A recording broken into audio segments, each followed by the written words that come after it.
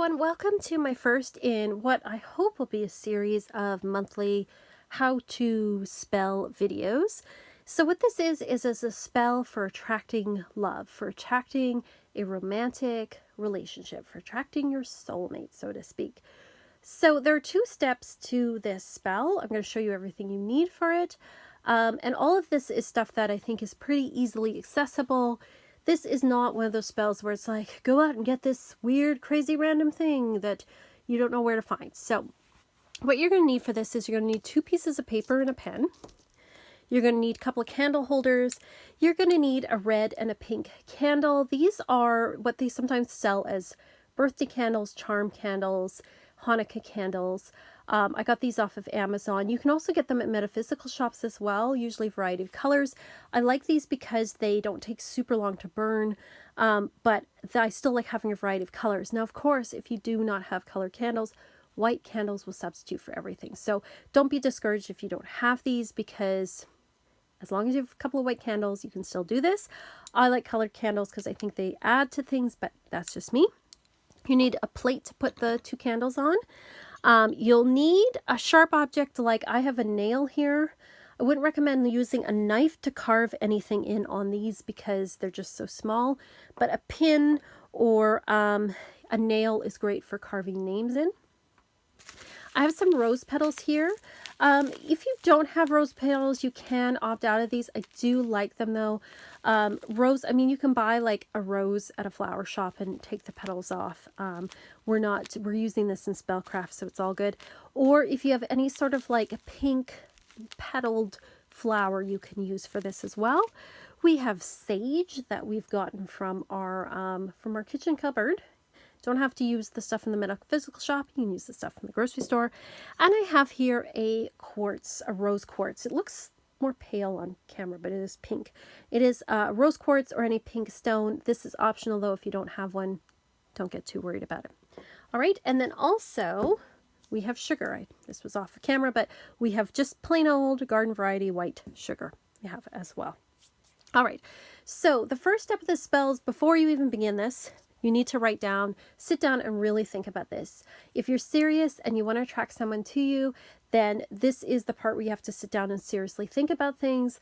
I would wait to do this until you are in a new moon to full moon part of the moon cycle. So right now, while we're in a waning moon cycle as I'm filming this, this is a good time to think about things and prepare for this. And then you can use the new moon to actually cast this spell. But I have seen this spell work. I did a spell with somebody that was like this very much. It was like years ago. And she, a month later, met a guy and started dating him. And now they are married and have kids. So I do know that this spell actually works when the intention is there, because it's all about intention at the end of the day. And this is not to attract a specific person. I've probably heard this 1,000 times with love spells. If you are trying to get Johnny down the block or Jane down the block to love you, you know what? You might initially attract them, but they could be totally the wrong person for you, and it can backfire on you. What this is for attracting the right person to you, the person that is going to make you happy, the person that is going to be that compliment to you.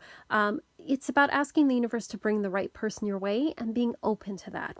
So what these 2 pieces of paper before is you're going to write 2 lists. So the first list is probably obvious in that you are going to write down the qualities of the kind of person you want to attract into your life.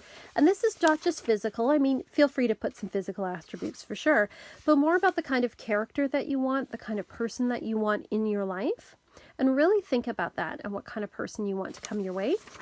And the second piece of paper, and this is for something that's often overlooked, is what you can bring to relationship. So many people are like, I want this and I want this person, but they don't think about, well, how am I going to be the right partner? How am I going to be a good partner to someone else? What do I have to offer to others? What can I do for someone else? And that's why I think it's really important to take some time before you do a spell like this to really think about what you want, but also what you can offer and how you can make room in your life for someone else, to bring to that, what can you bring to the table? So that's the first part. Then what you're going to do is you're going to take the note that has what you can bring to the table, and you're going to write your name, full name on top, and your birthday on the bottom. And then you're going to fold it towards you. I'm going to clear this. You're going to fold it towards you. You're going to turn it clockwise, fold it again, and turn it clockwise and fold it again. Okay, so it's been folded 3 times. And then you're going to put it under the candle holder that is on the left side, because this is the candle that's going to represent you. Now, if the paper's small and it doesn't quite fit under there, you can put it beside. Don't fuss too much about it. And then you're going to do the same thing with the one of who you want to attract to you. Now, obviously, don't put a name here. Don't put a birth date. Just have the list. And again, you're going to fold it 3 times. Turn it counterclockwise, or not counter, pardon me, clockwise, because clockwise is about attracting something to you. And you're going to put it under this one. Okay, so you've got your 2 candle holders there. Now, the pink candle represents you. So it's pink to represent love. It's pink to represent your heart chakra. And also pink can also represent your upper chakra as well. So it's about being open and receptive to love.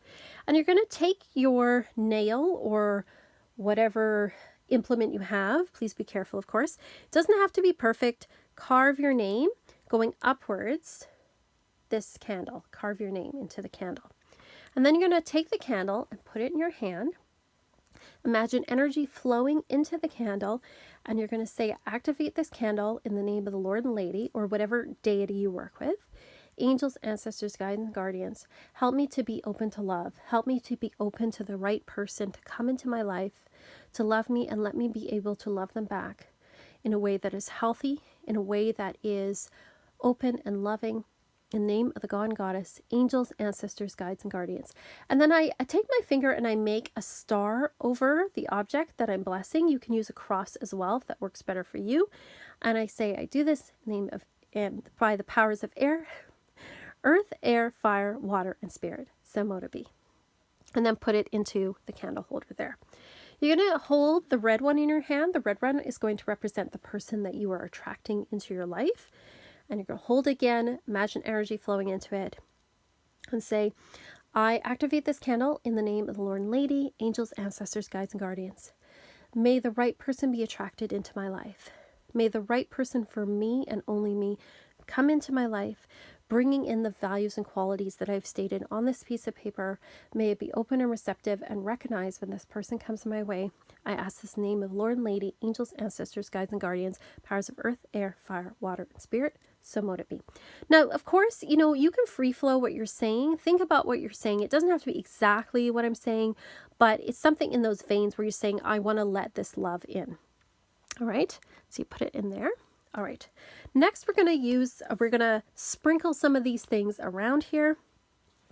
So the first thing that we're going to do is we're going to take a rose petals if you have them. And it doesn't have to be a ton. You don't have to use a ton. But we're going to kind of sprinkle them. It does not have to be perfect or look like something on Instagram. And we're just going to sprinkle them around both of the candles. Okay, it doesn't have to be a ton, like I said. Okay, I've got some that fell here. I'm going to put them back on here. There we go. And then we're going to point our hands towards them, and we're going to imagine energy going into the rose petals. And we're going to say, I activate these rose petals in the name of Lord and Lady, angels, ancestors, guides, and guardians, to activate love, to bring love and beauty and goodness into my life. Let only the best person, the best people come into my life to bring me love at this time. By the powers of earth, air, fire, water, and spirit, so mote it be. All right? Now next one we're going to use is sage. And the sage is to protect us from anything negative coming into our life. Because we want to be open and receptive, but not so open and receptive we let negative things come our way. So again, sprinkle it around. Again, does not have to look perfect or be a ton. It just has to be there. All right. So again, put your hands toward there. Imagine the energy shooting into the sage. Whoops. Make sure that's stuck down too. I activate the sage in the name of the Lord and Lady, angels, ancestors, guides, and guardians. May I be protected from all negativity. May nobody that is bad for me come into my life. May I be protected from all negativity or bad energy that may come my way, so that only the right person may come into my life. I ask this in the name of the Lord and Lady, angels, ancestors, guides, and guardians, powers of earth, air, fire, water, and spirit, so mote it be. And finally, take your sugar.